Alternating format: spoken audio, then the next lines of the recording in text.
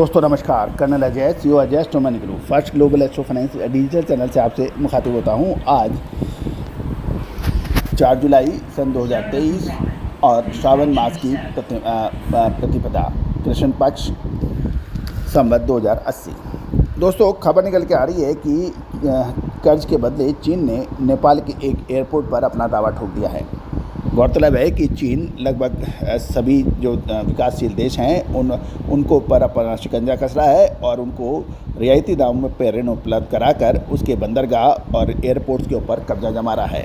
पाकिस्तान और श्रीलंका में वो ऐसा कर चुका है।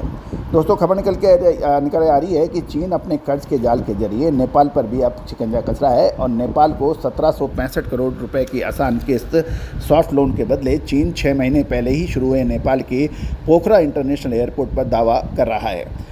गौरतलब है कि पिछले सप्ताह पोखरा एयरपोर्ट पर चीन की पहली फ्लाइट उतरने के बाद अब नेपाल में चीन के राजदूत चेन सांग का कहना है कि वह एयरपोर्ट BRI यानी बिल्ट एंड रोड इनिशिएटिव के तहत बना है, अतः इस पे चीन का कब्जा होना चाहिए।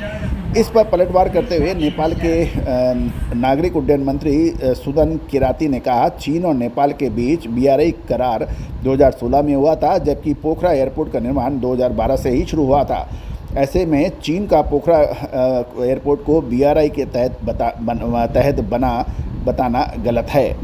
चीन के कर्ज से एयरपोर्ट नहीं बनाया गया है और नेपाल के विदेशी मामलों के जानकार डॉक्टर विक्रम ने दैनिक भास्कर को बताया कि चीन पोखर एयरपोर्ट को इसलिए BRI में बनाने के जाने का दावा कर रहा है जिससे वो यदि आने वाले समय में नेपाल कर्ज नहीं चुका पाए तो वे इसे कब्जा कर सके।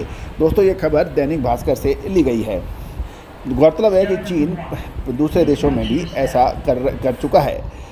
नेपाल अब सतर्क हो गया है और चीन की फर्म का लाइसेंस उन्होंने BRI प्रोजेक्ट पे रद्द जो काम कर रही है 9 फर्मों के लाइसेंस रद्द कर दिए हैं। चीन के साथ BRI समझौते के बाद नेपाल सतर्कता बरत रहा है और नेपाल बूढ़ी गंडक हाइड्रो प्रोजेक्ट में चीन की सरकारी कंपनी गेजहुआ कॉरपोरेशन का लाइसेंस रद्द कर चुका है।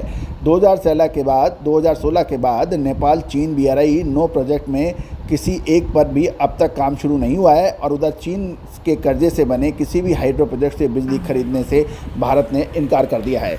तो दोस्तों ये एक महत्वपूर्ण है क्योंकि भारत और चीन के बीच नेपाल एक बफर स्टेट का काम करता है और नेपाल के संबंध भारत और चीन के में दोनों से ही मित्रतावत हैं।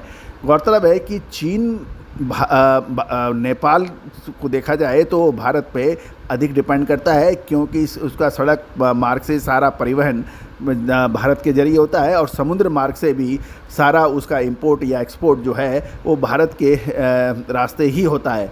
अतः भारत की भौगोलिक स्थिति नेपाल के लिए काफ़ी सुरक्षित भी है और साथ साथ व्यापारिक दृष्टि से भी भारत नेपाल से काफ़ी करीब है, जबकि चाइना की जो भौगोलिक स्थिति है, ज्योग्राफिकल कंडीशंस हैं, वो परिवहन और व्यापार के लिए उतना मुफीद नहीं है। अतः नेपाल को भारत के साथ अपने व्यापारी संबंध बढ़ाने पड़ते ही हैं और भारत से ही उनका सबसे ज़्यादा आयात होता है।